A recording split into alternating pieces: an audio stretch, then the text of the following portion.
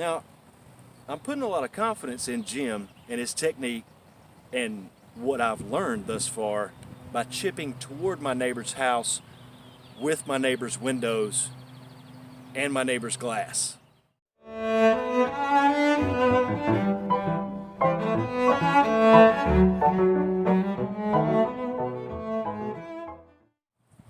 So it's week 2 and I'm working on pitching with a 58-degree sand wedge.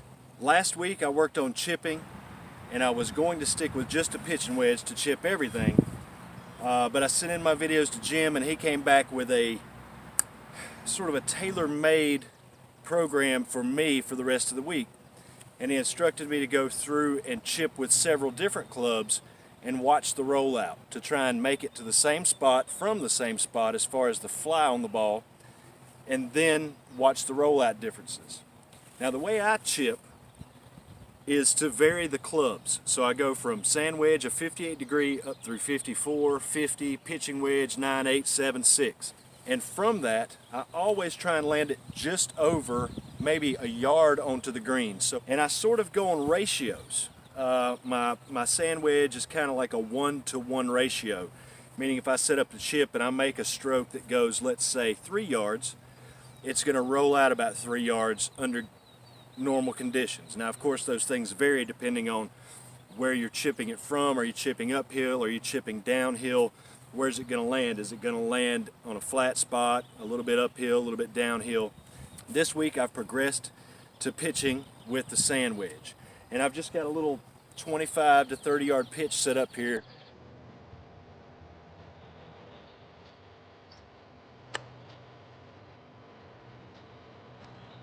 I caught that one a little bit high on the club face, came out kind of soft. Try again.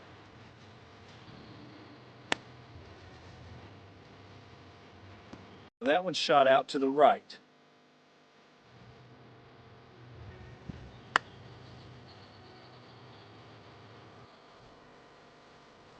Pretty good. Pretty good.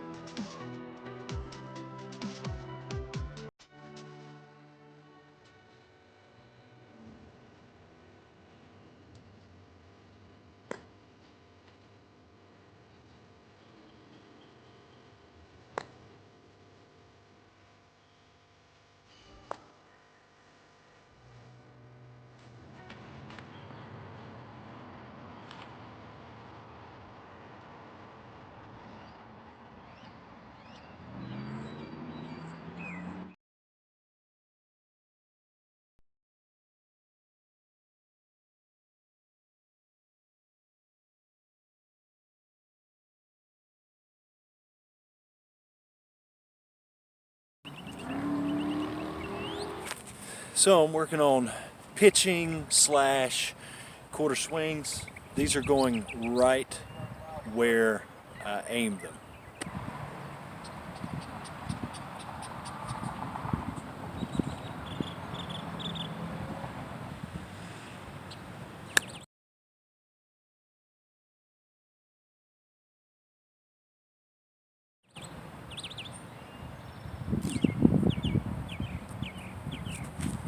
It's just so on target.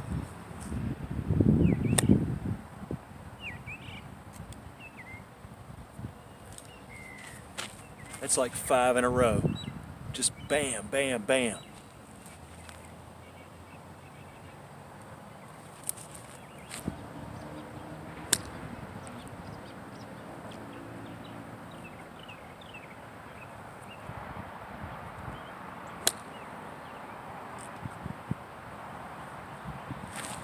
Baby draw, right on target. Okay everybody, week 2 is in the books, putting it to bed. I've had some real ups and downs this week, and I knew that they were coming, so it's not like it caught me off guard. But at the same time, I'm trying to stay really positive, even though I've had a couple of things that really messed with my confidence and shook my feelings this week. But first of all, I don't want to be too long-winded, but I've got to say, thanks so much to Jim. He is very supportive. He's there through emails, he's there through phone calls if you want him to be. He sends me audio messages sometime in response to, some of my questions that I send, or the videos that I send him, because I always send him a little snippet every week or whenever he requests it for whatever I'm working on that day or that week. So I can't say enough about the support that you get from him. It makes the process just, you're just not alone in it. He's there with you. You're not alone. So again, had some ups and downs this week. Some of the downs, let's see. When I first started going into the quarter swings, my contact was kind of hit and miss. It was all over the map, and I was starting to wonder, what's going on? What am I doing? So I went back and watched some of the video, and I noticed right away what the issue was. I felt like I was staying still. So it's all relative to my other swing, which had a lot of lower body movement, a lot of ground action, a lot of complications. So I went back and watched those videos, and I found that my lower body was still moving. And I was blown away. I couldn't believe it. I'm like, how are my knees moving right now? How is this possible? I'm staying still, I'm telling you. But clearly I wasn't. So it's back to the drawing board. I contacted Jim. He sent me some messages, really kind of, helped get me back mentally. And I just finished a session up this evening out here in my backyard pitching. And I got to tell you, man, it just dialed it right in. I'm telling you, it's just, it's I don't want to say this because I don't want to jinx it, but it's almost more difficult to hit a poor pitch with this method than it is to hit a good pitch. It's more difficult to hit it bad. At least that's how I felt tonight. So, again, I'm taking away some serious positives this week.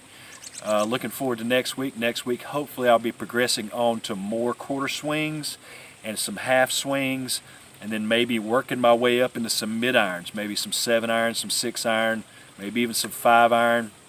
We'll see. I'll let Jim kind of tell me where I'm at once I send in my latest video to him and let him see my progress. From there, he'll tailor a plan for me for the next week of what to work on. But I think I'm moving along fairly quickly. I don't think I'm anywhere near ready to go on the golf course. I'm not going to get on the golf course and off of the driving range until I feel like I've got 4-iron off the tee in the bag. Full swings, no problem. Pitches, no problem. When I feel like I can do that, then I'm going to go try on the golf course and see if I can make it through a round. And I'm not going to expect a lot, but that's several weeks off. Till next time, thanks for watching. Thanks for subscribing. Be sure to go check out Jim's webpage, and you can find him on YouTube as well. But I would highly recommend the $30 a month to go and sign up with Jim. Even if you don't make this your new swing method and you try it for a few weeks and you say, no, it's not for me, you're going to get the benefit of talking to Jim and having him help you through it and pointing out some of the things, and you're going to get a lot of things to take away: the stillness, the weight, the uncomplicated swing, all that stuff. Even if you don't go through and make this your new swing, you're going to take away a lot of positive stuff from this. So I highly recommend it. Go check him out, Jim Venetos, golfacademy.com. Be sure to give me a thumbs up. Click the bell notifications when you subscribe so that you get notified of all the new content that's coming out. I'm keeping this rolling every week for 3 months. I'm going to start having coursework on here as well, so keep up with me. Thanks for sharing on social media, and we'll see you next time.